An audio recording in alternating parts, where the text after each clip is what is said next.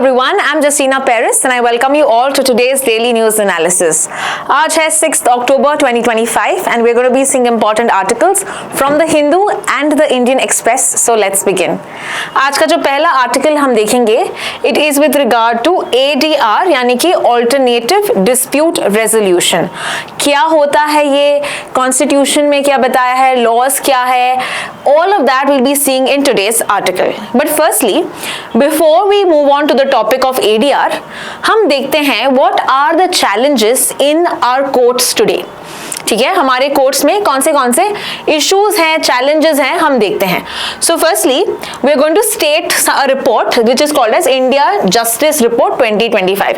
ऐसे ही तो हम बताएंगे नहीं, कुछ तो डेटा हम देंगे किसी इंपॉर्टेंट रिपोर्ट से, right. So this is the report that we are talking about और ये रिपोर्ट बताता है with regard to what are the issues with regard to the delays, access to justice, accountability and so on. तो इस report में बताया गया है with regard to the pendency of cases. बहुत सारे केसेस पेंडिंग हैं हमारे हाई कोर्ट, सुप्रीम कोर्ट में. Okay, so the data is given, of course that is not something that we have to memorise for the exam, but आपके लिए यहाँ पे data present किया है कि about 4 crore cases that are still pending. और सबसे ज्यादा केसेस कौन से हाई कोर्ट्स में पाए गए हैं? We find that in Andhra Pradesh, Uttar Pradesh as well as Bihar, right. तो ये जो डिले की वजह से, ये पेंडेंसी की वजह से जस्टिस नहीं मिल पाता लोगों को, right. This is the cause of injustice that we see. Now what is the solution for it? And one proposed solution that we see is the ADR यानी कि ऑल्टरनेटिव डिस्प्यूट रेजोल्यूशन, यानी courts के बाहर settlement is a way forward और is a solution, propose solution here. तो ADR क्या है, इसके लॉज क्या है देखते हैं. और ये फर्दर साइट भी किया है हमारे minister of law and justice ने. कौन है हमारा minister of law and justice? Arjun Ram Meghwal. Okay, Arjun Ram Meghwal. He is currently the Union Minister of Law and Justice और उन्होंने क्या बताया है? Doctrine of पंच परमेश्वर. Now what is the meaning of doctrine of पंच परमेश्वर? ये बताता है collective consensus के बारे में, specifically in dispute resolution. Okay, तो मान लो कि कोई fights हो रहा है दो parties के बीच में, तो यहाँ पे consensus लेना चाहिए, दोनों की यहाँ पे सहमति लेनी चाहिए and then we should come to a conclusion, we should come to a proposed solution. ठीक है, so that is with regard to the doctrine of पंच परमेश्वर. So this is the whole aspect और attribute जो हम कहते हैं ADR. ADR तो इसी में ही चलता है which is with regard to पंच परमेश्वर. So let's see what is ADR now. ADR जो है यहाँ पे हम देखते हैं that is rooted in a article of our constitution which is article 39A. अभी article 39A हमारा एक DPSP है. DPSP क्या है? That is the directive principles of state policy. Can you tell me ये जो DPSP जो है ये कौन से संविधान से हमने बोरो किया है या हमने ले लिया है? So you have to tell me DPSP जो concept हमारे संविधान में देखते हैं, from where do we take this particular principle from? Where do we take this particular feature from? Now what is DPSP? DPSP जो है ये स्टेट पे कुछ यहाँ पे ड्यूटीज लगाता है. स्टेट की ड्यूटीज क्या होनी चाहिए, ठीक है. सो इसमें ये बोल रहा है कि आर्टिकल 39A टॉक्स अबाउट कि it is mandating equal justice. State should ensure equal justice. It should ensure कि फ्री लीगल एड होना चाहिए. जो हमारा जुडिशरी सिस्टम है या जो लिटिगेशन है, it should be very accessible, it should be affordable, ताकि सबको यहाँ पे जस्टिस मिले. सो that is what article 39 entails. Now we will see where is it mentioned about this. So recognize, ADR recognize होता है हमारे Code of Civil Procedure में, right? So that is article section 89 जो 1908 में बताया गया है. arbitration, conciliation, mediation और judicial settlement, ये चार चीजें. Now we will see what are these four words mean. First one is arbitration. तो आर्बिट्रेशन की बात करें तो ये एक बाइंडिंग डिसीजन होता है that is made by N arbitrator, या एक पैनल बताता है। ओके, सो यहाँ पे एक थर्ड पार्टी हम इन्वॉल्व करते हैं एंड द पार्टीज जो है, जो डिस्प्यूटिंग पार्टीज हैं, इनको फॉलो करना है, इसको बोलते हैं arbitration. The second one is conciliation. Now conciliation एक फैसिलिटेट करता है negotiations between the parties, right, एक सोल्यूशन भी सजेस्ट करता है, बट पार्टीज के ऊपर है कि वो सोल्यूशन एक्सेप्ट करे या ना करे। So conciliation is when the two parties are discussing and conciliator is the one that negotiates as well as gives a solution, but it is finally up to those parties, disputing parties, to take it or not. तीसरा वाला जो है mediation की बात करते हैं। Mediation यहां पे हम देखते हैं एक वॉलंटरी अग्रीमेंट, जैसे आपने सुना होगा बहुत बार, ओके, यूएस के प्रेसिडेंट ट्रंप मीडिएट करते हैं, okay, with regard to various international disputes, right. तो इसमें क्या होता है, ये पार्टीज को हेल्प करते हैं, कम्युनिकेट करते हैं, reach to reach agreement, but remember यहाँ पे मीडिएटर एक सोल्यूशन प्रपोज नहीं करता, right, unlike that we see in conciliation. Mediation यहाँ पे we see that without imposing any solution, ये हेल्प करता है दो पार्टीज को एक सोल्यूशन में आने के लिए या एक कंसेंसस में आने के लिए। That is what the mediator does. Clear? And finally, we talk about लोक अदालत, which we will be talking a little detail on in the next slide. ठीक है, तो लोक अदालत is the fourth one. So जिसको हम People's Court कहते हैं, we call this as People's Court. So where was this first formed? What are the laws regarding to it? We will see that.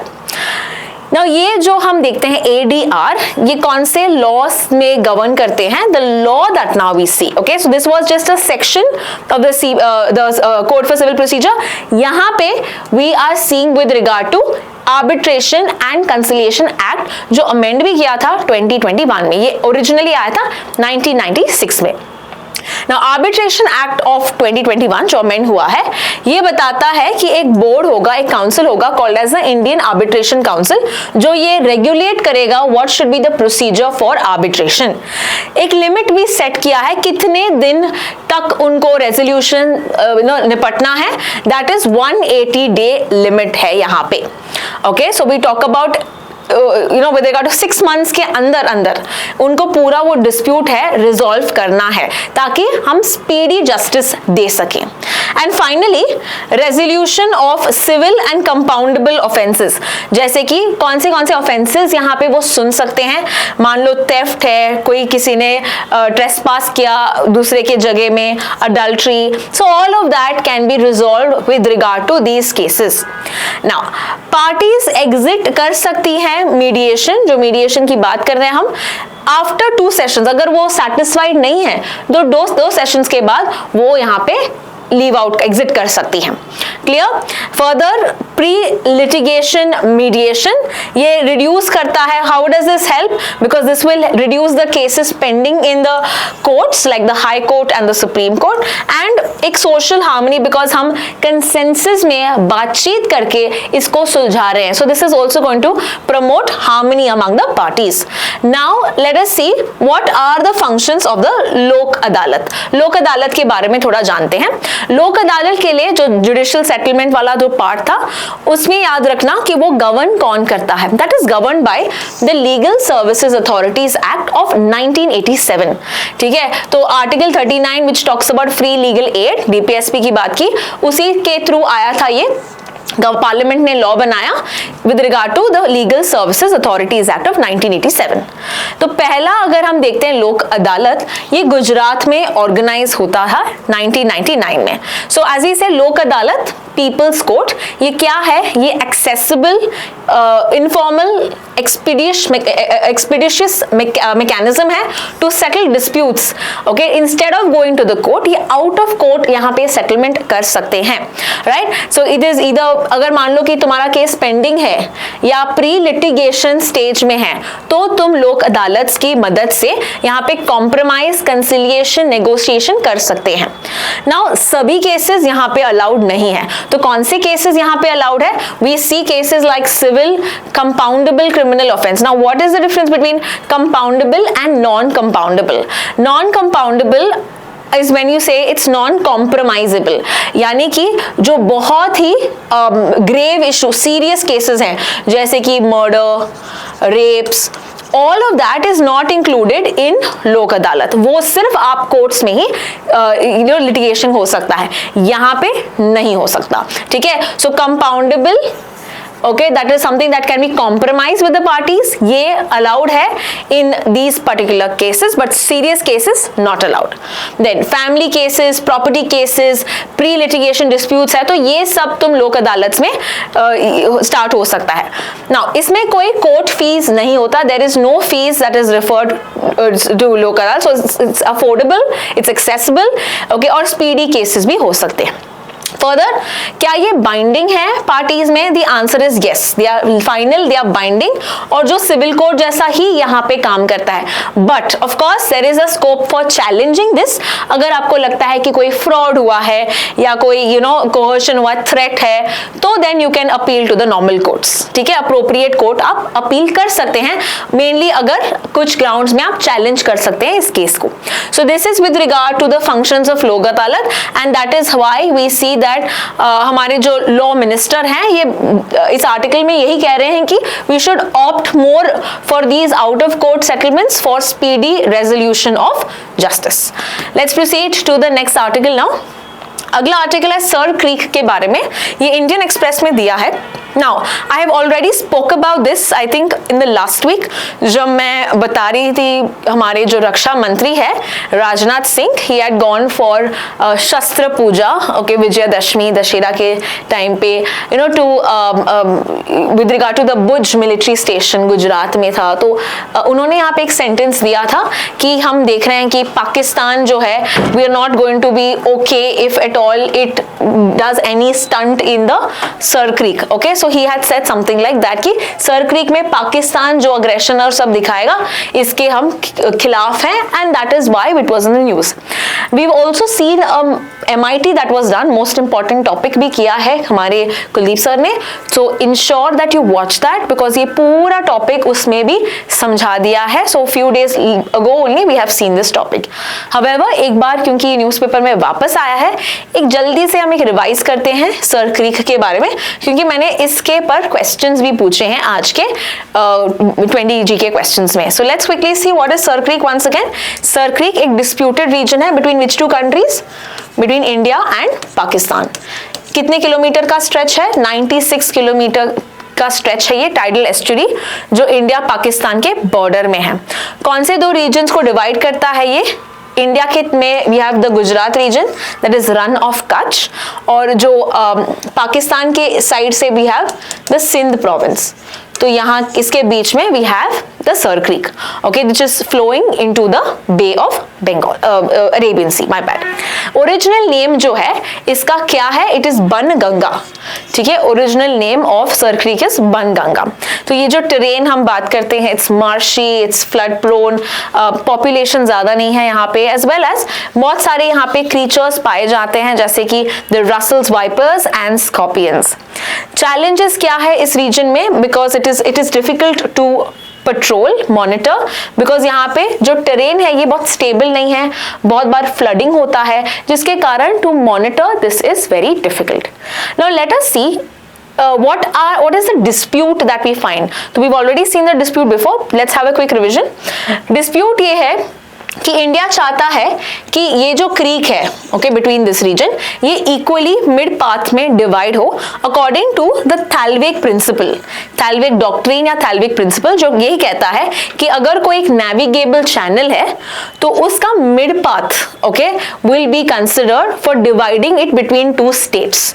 States में divide करने के लिए जो middle path है, that is what is going to be taken, the boundary is going to be taken.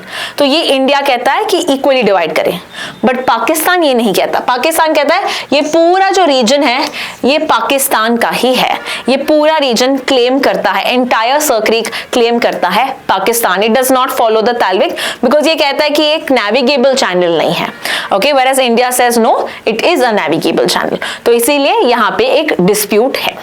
Now we will see कि why and what is the importance, what is the significance of this particular region, the Sir Creek. तो पहले हम देखते हैं strategically ये कैसे important है. So firstly defense, okay, defensive की बात करें, पाकिस्तान जो है इसके लिए फर्स्टली जो कराची है ये इसमें ओपन होता है, right, and Karachi we know is their economic hub, it's their naval base. तो ये जो रीजन है because it is an open door to Karachi, ये इनके लिए बहुत ही इंपॉर्टेंट है, especially with regard to economy and a naval base. Next we see कि पाकिस्तान ने इस रीजन में बहुत सारे स्ट्रक्चर्स भी बिल्ड किए हैं, जैसे कि बंकर्स, रेडार्स, बेसिस, है ना. तो ये डिस्प्यूटेड रीजन पे बहुत सारे यहाँ पे उन्होंने स्ट्रक्चर्स, इंफ्रास्ट्रक्चर बिल्ड किया है एंड यहाँ से वो बहुत सारे लॉन्चेस भी कर सकते हैं. मान लो कि ड्रोन अटैक करना है या बहुत सारे कोई ऑपरेशन स्टार्ट करना है. So this is that region where it can play offensive. Okay, the third is now India. India's response की बात करें, यहाँ पे we also maintain a strong military presence in this region, ताकि अगर कल कुछ यहाँ पे पाकिस्तान ने कोई मिसएडवेंचर किया तो हम भी यहाँ पे उसको एग्जीक्यूट कर सकते हैं, हम भी यहाँ पे डिफेंसिव और सब कर सकते हैं. Now the next part that we see is security concern. Security concern की बात करें, we see that Sir Creek could be a launch pad for terror attacks. पानी के थ्रू इनको एक ज्यादा एक पाकिस्तान के टेररिस्ट जो है they can have like a gateway to come into India, like we saw 2008 जो मुंबई अटैक्स जो पानी से आए थे. सो दैट इज अनदर खतरा for us when we talk about Sir Creek, because it is an easy access to Indian waters, Indian land. The next is the exclusive economic zone, EEZ. क्या होता है EEZ? So imagine this is India के 200 nautical mile which is approximately 370 kilometre. ठीक है, 1 nautical mile जो होता है it is 1.85 kilometre, 1.85 kilometre. ठीक है. Now with regard to this, अगर हम EEZ की बात करें तो ये क्या रीजन है, इस रीजन में हम देखते हैं that the country can explore with regard to its economic options. So जैसे कि कोई फिशिंग करना है या अगर हमको डीप सी माइनिंग करना है, अंडर वाटर के कोई रिसोर्सेज लेने हैं, तो ये सब हम कर सकते हैं इस जोन में. ना सर क्रीक की बात करें, ये दोनों यानी कि Pakistan as well as India के EEZ में लाई करता है. So that is another problem that we see. So Sir Creek determines exclusive economic zone, यानी कौन सा रीजन किसके पास, कौन ये इकोनॉमिक एक्सप्लॉइट कर सकता है इसको, इसके रिसोर्सेज ले सकता है. So that is why both countries के लिए ये बहुत ही इंपॉर्टेंट है and this will of course also affect the maritime resource jurisdiction. That is why we are concerned with this.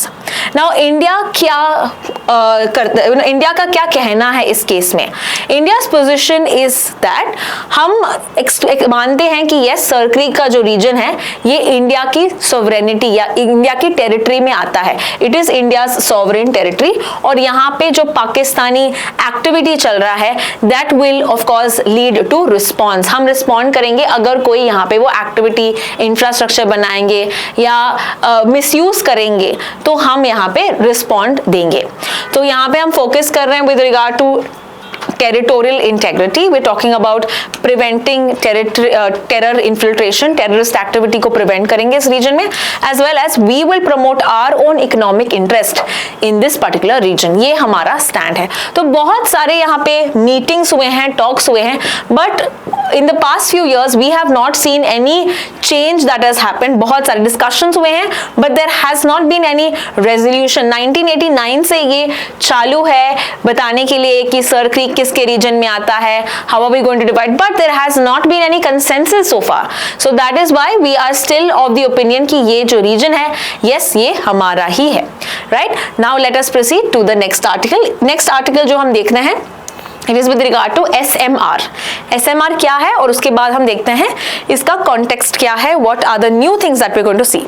Now SMR जो है that is small modular reactor. We have seen this past few days also, I believe last week या उसके पहले एक बार किया है हमने, but एक बार रिवाइज करते हैं what is this concept.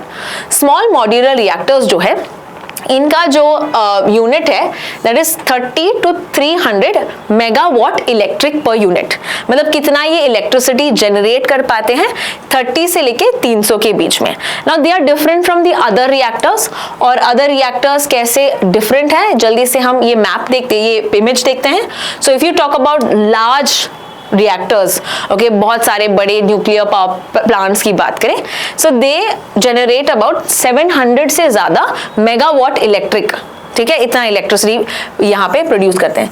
जो स्मॉल जो बात कर रहे हैं हम, वो 30 to 300 यूजुअली होता है, that is for small modular reactors, this is what we are talking today. And micro reactors जो इससे बहुत छोटे हैं, दैट इज 10 से कम जो एनर्जी प्रोड्यूस करते हैं, that is with regard to micro reactor which is portable as well.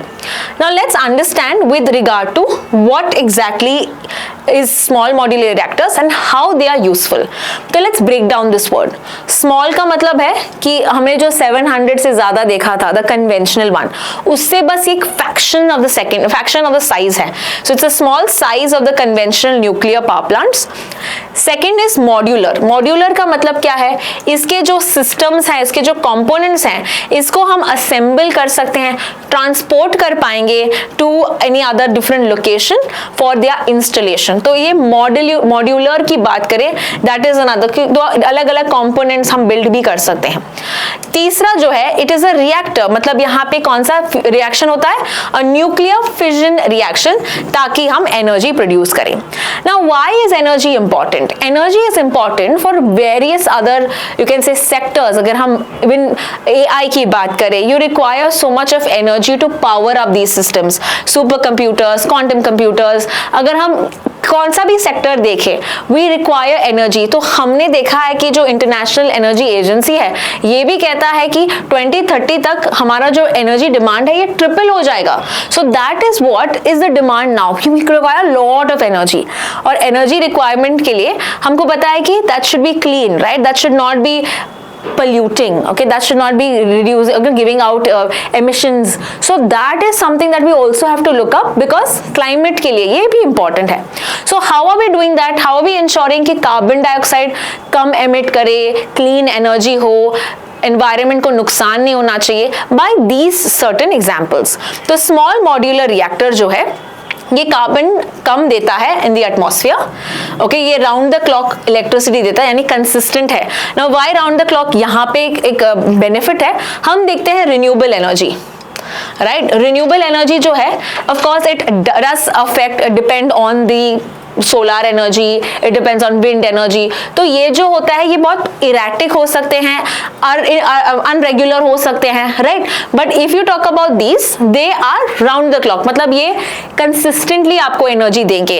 And कौन से रीजन्स के लिए एनर्जी एकदम चाहिए होता है? Mainly like these industries like steel, aluminium, cement, you require consistent supply of energy, okay. So ये बहुत सारी इसमें पॉजिटिव्स हैं, लाइक इट्स क्लीन एनर्जी, ये renewable का जो intermittent जो power है, sporadic sometimes, so all of that it helps as well as limited grid scale storage. So these are the challenges with regard to renewable जो ये power curb कर सकता है। So that is, it's a good alternative also to renewable because this also is clean. Now we will see India का क्या अभी setup है, prototypes क्या है, इंडिया ने क्या बनाया है in this particular phase, that is the small modular reactor. ये कौन डेवलप कर रहा है? ये डेवलप कर रहा है by the BARC, which is the Baba atomic research centre, जो काम करता है डिपार्टमेंट ऑफ एटॉमिक एनर्जी में। Now there are 3 types of these reactors. पहला वाला है the Bharat small modular reactors. यहाँ पे याद रखना है कि इसका जो मैंने बताया कि small modular reactors between 30 to 300, right. तो ये वाला जो हमारा भारत वाला है, इसका 200 मेगावाट इलेक्ट्रिक है, okay, this is its unit.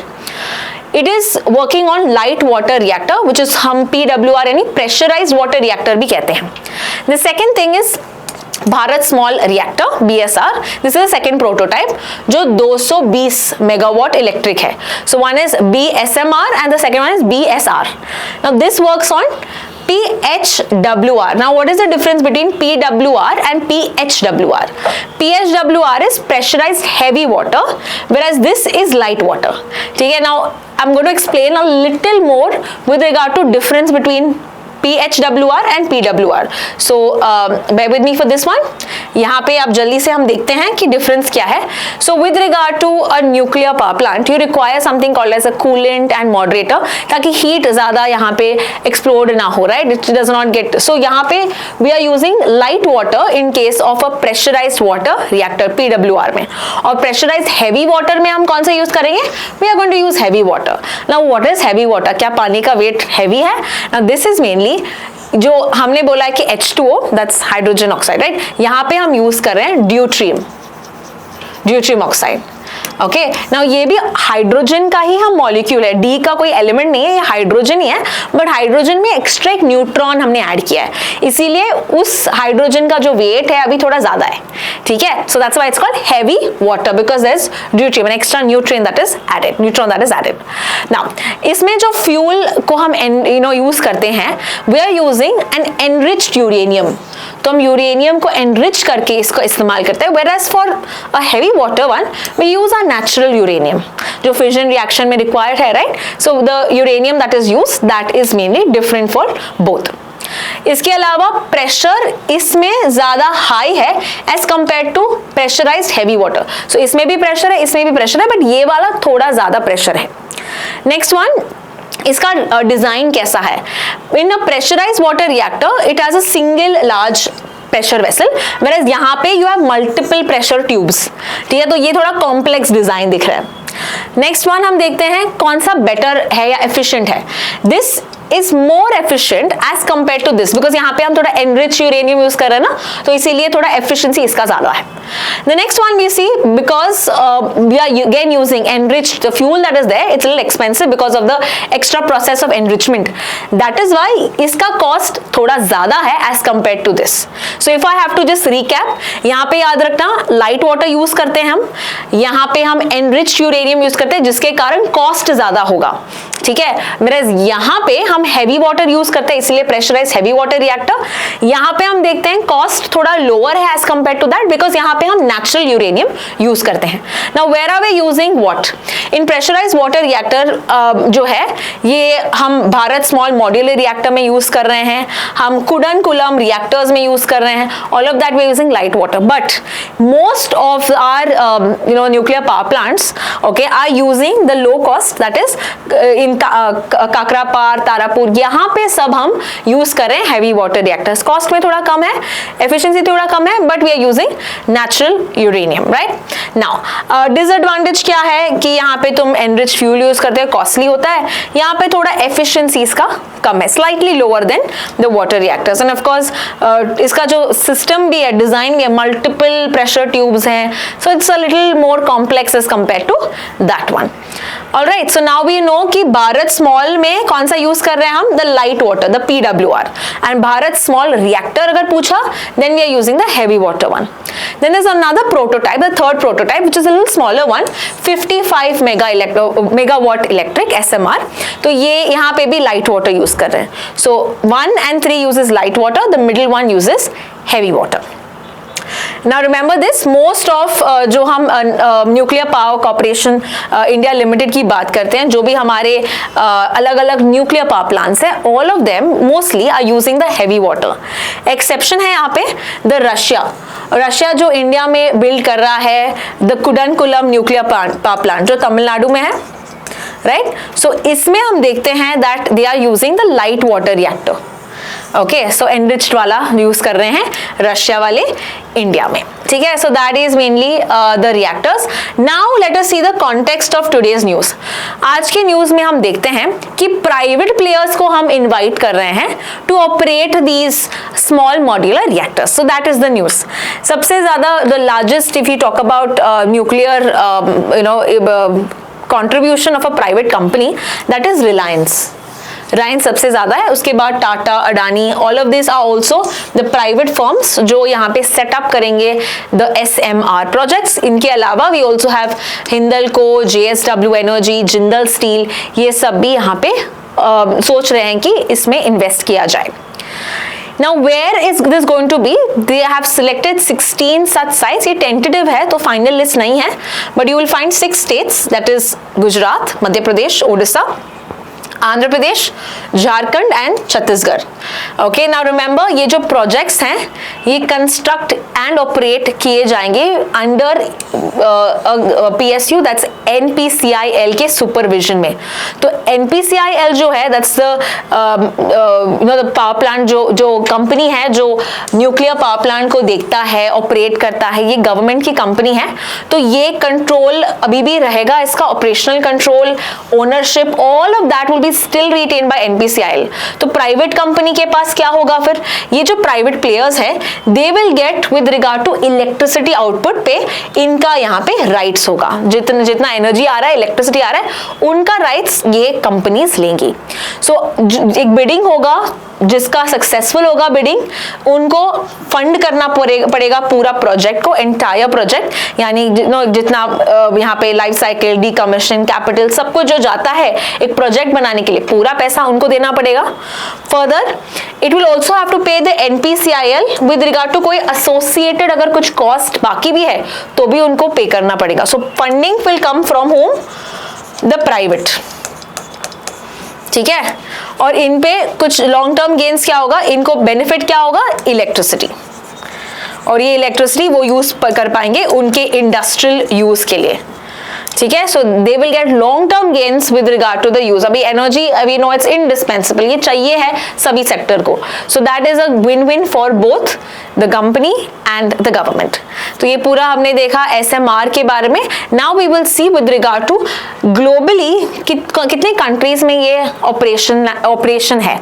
So operational है ये 2 ही कंट्रीज में, एक है रशिया में और दूसरा चाइना में। So we have the academic Lomonosov that is in Russia. Okay, ये ऑपरेशनल है 2020 से, और चाइना से ऑपरेशनल है 2023 से, कमर्शियल है 2021 से उसने स्टार्ट किया है बेसिक। ऑलराइट, दूसरे भी कंपनीज डेवलपमेंट स्टेज में है, जैसे कि Holtec International, Rolls Royce UK, NuScale. सो अलग अलग कंपनीज हैं, बट अभी तक 2 ही ऑपरेशनल है। So India also is now kind of coming into this sector and trying to build, because we know that the advantages are far too many, right? So this is with regard to the case of the SMR. Let's proceed to the next article. अगला article हम देखते हैं कि अक्टूबर 3 की रात से बहुत ज़्यादा बारिश हुई थी, एंड कहाँ पे? We call this the Queen of the Hills, which is called as the Queen of the Hills. Queen of the Hills को कहते हैं Darjeeling. Okay, Darjeeling, that is in West Bengal. So we are going to understand what is the problem with this, challenges क्या है, इसका impact क्या होगा। तो Indian express ने बहुत अच्छा आर्टिकल दिया है, तो जल्दी से कुछ इंफॉर्मेशन यहाँ से ले लेते हैं। Right, we also saw Nepal region also. Okay, हमने यहाँ पे उनको हेल्प भी किया है with regard to the conditions that are happening with regard to the rains. Right, let's quickly see with regard to the changing context of disasters. तो यहाँ पे हम देखते हैं कि क्यों यहाँ पे डिजास्टर्स काफी ज्यादा हुई हैं। अगर हम हिस्टोरिकली देखते हैं, there have been a rise in problems in this region. So firstly population, there is a rapid growth of population, because बाहर से लोग आ रहे हैं, प्लेन से, दूसरे कंट्रीज, नेपाल, यहाँ से भी आके इस रीजन में बस गए हैं। सो पॉपुलेशन का एक एक्स्ट्रा प्रेशर आ गया है। Second is something that is indispensable, again climate change के impact, जो रेनफॉल पैटर्न्स की बात करें, है ना, बहुत ज्यादा बारिश, जल्दी से क्लाउड बर्स्ट की बात करें। So all of that has again been a problem for this region. Hydrological shift, इसका मतलब क्या है? जो रेन रिवर्स की बात करें, the reverse have also shifted its course. तो यहाँ पे जो स्ट्रीम्स, रिवर्स हैं, इनका भी कोर्स बदल रहा है, जिसके कारण फ्लडिंग होता है। फ्लडिंग के कारण again there is lead to loss of life and property.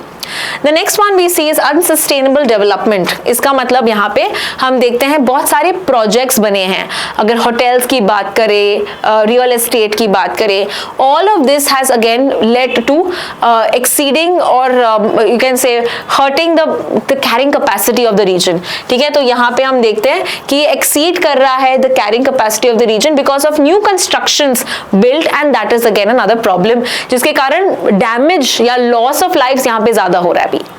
Next is unplanned settlement, again with regard to बहुत सारे ऐसे एनक्रोचमेंट्स हो रहे हैं, mainly in the river beds, projects वहां पे बन रहे हैं, ब्लॉकेजेस हो रहा है, जिसके कारण and again more problems. Okay, so it's creating a Domino's effect. Now let us quickly see इसके चैलेंजेस या इफेक्ट्स क्या है जो आर्टिकल में बताए हैं. Now because of these issues, mainly the climate change issues, हम देखते हैं this will lead to problems or threaten the northeastern connectivity and stability. हमको पता है कि जो region है which is connecting the mainland to the northeast, the place is called as Chicken Neck Corridor, जो 22 किलोमीटर का एक स्ट्रेच है जिसको हम सिलीगुड़ी कॉरिडोर भी कहते हैं. Right, this is in West Bengal. तो again because of the neighbouring regions हम देखते हैं कि मान लो अगर यहाँ पे कुछ प्रॉब्लम्स हो जाएगा, this will lead us to loosening our touch with the north eastern state. So north eastern connectivity को ये अफेक्ट करेगा. That's a major challenge. So national security पे बड़ा सा implication है. अब okay, this is also apart from the loss of lifes, the damage that is created to the property. ये सब के अलावा कौन सा यहाँ पे चैलेंज है वो हम डिस्कस कर रहे हैं. नेक्स्ट इज दार्जिलिंग का contribution. So Darjeeling, we know the first GI tag Darjeeling tea है. We have known this, right. तो टी प्लांटेशंस बहुत यहाँ पे अफेक्ट होंगे because of this changing weather effects. Then quinine. Quinine क्या होता है? So you must have heard of this Cinchona plantations. Okay, Cinchona plantations in Darjeeling. Now Cinchona plantations, इसमें एक हमको एक प्रोडक्ट मिलता है called as quinine. अभी क्विनाइन क्या है? Quinine is mainly product that used in anti malarial treatment, मतलब मलेरियल ट्रीटमेंट के लिए. Okay, it's a good cure for this. So quinine भी बहुत यहाँ पे अच्छा सोर्स मिलता है. So that is another problem. Now Darjeeling is also known for its tourism. बहुत लोग यहाँ पे जाते हैं education purpose. So yes, it is, if we see Darjeeling बहुत कॉन्ट्रीब्यूट करता है. And with regard to these problems that are there, all of this will come under threat. Further, we also talked about the Chicken Neck and the Siliguri corridor, which will again narrow the link to the northeast region. तो ये सब challenges article में author discuss करते हैं, तो ये हमने देखा. Let's proceed to the next article. अगला आर्टिकल है, गवर्नमेंट ने एक प्लान किया है मिशन. जो कैमल का काउंट है, ओके, कैमल का काउंट रिड्यूस हो रहा है, तो उसके लिए यहाँ पे इन्होंने एक इनिशिएटिव लॉन्च करना चाहा है. Let us see what is this initiative. So this is called as the national camel sustainability initiative, NCSI. कौन सी मिनिस्ट्री इसको ओवरलुक करेगी? It is the ministry of fisheries, animal husbandry and dairying. Now remember, ये क्या करना चाहती है? जो कैमल का काउंट जो कम हो रहा है, इसको रिवर्स करना चाहती है. So it's reversing the decline of camel population and to maintain its ecological significance, economic significance. अभी के लिए हम देखते हैं, we have prepared a draft paper in consultation with the Food and Agricultural Organization. Okay, Food and Agricultural Organization, इसका headquarter हम देखते हैं, it is in Rome, Italy. Alright. सो यहाँ पे हम सर्कुलेट करेंगे ये जो paper with regard to for public suggestions. Decline कितना हो रहा है? Okay, so if you talk about in 1977 there were 11 lakh camels. 2013 में ये और भी कम हुए, अबाउट 4 lakhs. एंड अभी 2019 की बात करें, we have only 2.52 lakh camels. Okay, so this is according to the 20th livestock census. सबसे ज्यादा कैमल्स कौन से स्टेट्स में पाए जाते हैं? 90% of them are found in Rajasthan and Gujarat. Okay, so what is the key recommendations are given in this? Key recommendations है कि राजस्थान का कैमल एक्ट है, राजस्थान कैमल एक्ट, इसको हम रिव्यू करें ताकि हम इसको, इस एनिमल को कंजर्व कर सकें. एंड बहुत सारे यहाँ पे कम्युनिटीज की बात करें, they are dependent on camels. बहुत सारे communities in Rajasthan, Gujarat, they are dependent on these for tourism purpose as well, for pastoralism, जो भी यहाँ पे to carry stuff from one place to another, all of them are dependent on these camels. तो यहाँ पे balance करना है हमको conservation and livelihood rights as well. Trade जो होता है, okay, we need to ensure safe interstate camel trade that happens between two states and better transport infrastructure होना चाहिए, e-market platform. So जो trading भी होता है, that should be well looked after, supervised. इसके अलावा अवेयरनेस क्रिएट करो, तो यहाँ पे आपको याद रखना है लोगों में अवेयरनेस करना, integrating camel culture, telling about them via schools, text books, public campaigns, fairs. Okay, so all of that should be done in the public, as well as जो कैमल डे है, ओके, सेलिब्रेट कर लो. सो अभी तक हमने tiger day हमको याद है, lion day याद है, चीता डे याद है, all of these days we remember. We not talked about camel day. So ये भी याद रखना कि camel day is celebrated on June 22. Now यहाँ पे 2 questions for you. Firstly 2 state animals, एक तो आपने गेस कर ही लिया होगा कौन सा स्टेट एनिमल है. 2 स्टेट एनिमल्स है राजस्थान के, तो आपको दोनों स्टेट एनिमल्स बताना है कमेंट सेक्शन में. और दूसरा जो है IUCN स्टेटस बताना है कैमल्स का. So that these are the 2 questions that you have to answer. Proceeding to the next article. अगला आर्टिकल है mission Sudarshan Chakra. So the Indian Express article talks about mission Sudarshan Chakra. जल्दी से देखते हैं what exactly is mission Sudarshan Chakra, which was announced by the prime minister Narendra Modi on Independence Day हम देखते हैं कि ये एक multi layered air defence shield जो इंडिया बना रहा है. You must have heard Israel का आयरन शील्ड, आयरन डोम, सुना है ये, right? So this is creating like a multi layered structure to protect from any incoming missiles, any attacks that is going to be done to India. So ये हम create करेंगे India के लिए. और ये कब क्रिएट होगा, कब तक ये रेडी होगा? The answer is 2035. ठीक है. इसके अलग अलग, as I said, it's multi-layer, that means it will have many components. So first component हम देखते हैं, it's 6,000 to 7,000 radars to detect कि कोई incoming radar या incoming missile आ रहा है. The second thing is हम satellite से surveillance करेंगे. Okay, so we are going to have space-based surveillance to check also for any such kind of threat that India is that's incoming. Next is directed energy weapons. तो इसका हमने देखा था, it is also called as सहस्त्र शक्ति. What is सहस्त्र शक्ति? ये डायरेक्टेड एनर्जी वेपन्स हैं, जिसके मतलब है कि हम लेजर के मदद से हम मिसाइल्स को न्यूट्रलाइज कर सकते हैं, हम इसको टारगेट कर सकते हैं, जो इनकमिंग मिसाइल्स हैं उनको न्यूट्रलाइज कर सकते हैं with the help of lasers. तो इसको ही कहा गया है Sahastra Shakti. The fourth component is we see अलग अलग डिफेंस प्लेटफॉर्म्स, अलग अलग सिस्टम्स को हम एक ही प्लेटफॉर्म में इंटीग्रेट करने हैं. तो that is the component of Sudarshan चक्र. कौन से स्टेक होल्डर्स हैं यहाँ पे? सो ऑब्वियसली ये जो मेजर DRDO के अंदर आता है, but apart from that we see a number of defence companies, PSUs, okay, public sector undertakings, private sector companies, armed forces, यहाँ पे ये कंट्रीब्यूट कर रहे हैं इन मिशन सुदर्शन चक्र. इसके लिए स्ट्रैटेजिक लोकेशन भी हम ढूंढ रहे हैं, आइडेंटिफाई कर रहे हैं, so that we have like proper can say security of the country. Coverage क्या होगा? कैपेबिलिटीज या कवरेज की बात करें, we are monitoring, detecting, identifying and destroying these enemy threats. And ये एक अलग अलग इस्तेमाल करेंगे drones, missiles, aircrafts. We are talking about protecting not only the military installations, military structures को प्रोटेक्ट करना है ही, बट ऑल्सो पॉपुलेशन सेंटर्स जहाँ पे ज्यादा भीड़ है, पॉपुलेशन है, that also has to be extended, तो ताकि लॉस ऑफ लाइव्स कम हो. Further long and medium range missiles का इस्तेमाल होगा, एंटी ड्रोन सिस्टम्स इस्तेमाल होंगे, ओके, डिफेंस गन्स यूज होंगे. So it's like a overall package which will have many layers. इसमें जैसे मैंने कहा स्पेस बेस्ड सर्वेलेंस होगा, यानी हम कुछ सैटेलाइट्स भी देंगे फॉर सर्वेलेंस. और ये कहा गया है कि 52 new satellites are going to be developed by 2030, which talks how serious we are with regard to mission Sudarshan Chakra. Recently एक टेस्टिंग भी किया था, the integrated air defence weapon system. याद रखना है कि ये कौन से सिस्टम क्या क्या पार्ट है इसमें. एक तो है QRSAM, which is the quick reaction surface to air missile, and VR shots, which are basically very short range air defense missile, और एक 5 किलोवाट का लेजर भी.